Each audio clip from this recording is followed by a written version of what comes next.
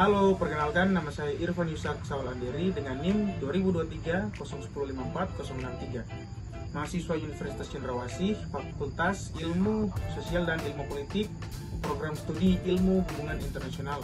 Pada kesempatan kali ini, saya akan menjelaskan tentang perjanjian internasional dalam hukum internasional. Perjanjian internasional dalam hukum internasional adalah kesepakatan antar negara atau organisasi internasional yang diatur oleh hukum internasional.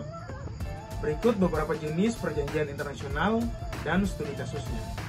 Sebelum itu, saya akan menjelaskan tentang jenis-jenis perjanjian internasional. Yang pertama, perjanjian bilateral, yaitu dibuat oleh dua negara. Yang kedua, perjanjian multilateral yang melibatkan lebih dari dua negara. Yang ketiga, perjanjian ekstradisi yang mengatur penyerahan individu untuk diadili. Yang keempat, ada perjanjian perdagangan yang mengatur perdagangan antar negara. Nah, berikut beberapa studi kasus perjanjian internasional. Yang pertama, perjanjian Helsinki pada tahun 2005.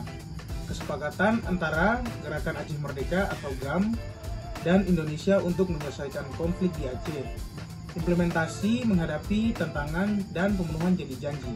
Yang kedua, Freeport pada tahun 2006, yaitu kontrak tambang emas dan tembaga di Papua yang melibatkan sengketa pembagian keuntungan dan tanggung jawab lingkungan. Yang ketiga, ekstradisi Amerika Serikat dan Hong Kong pada tahun 2020. Setelah Undang-Undang Keamanan Cina dan AS menghentikan ekstradisi dengan Hong Kong sebagai respon terhadap hak asasi manusia dan otonomi Hong Kong. Yang keempat, Philip Morris dan Uruguay pada tahun 2010. Philip Morris menggugat Uruguay karena kebijakan anti merokok dianggap melanggar perjanjian investasi bilateral antara Swiss dan Uruguay. Yang kelima, Yukos dan Rusia pada tahun 2003.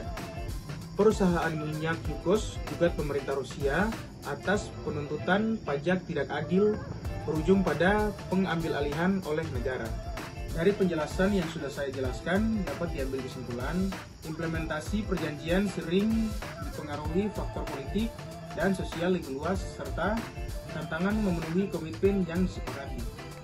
Perjanjian ini penting dalam hubungan antar negara dan penyelesaian sengketa. Sekian dari saya, terima kasih.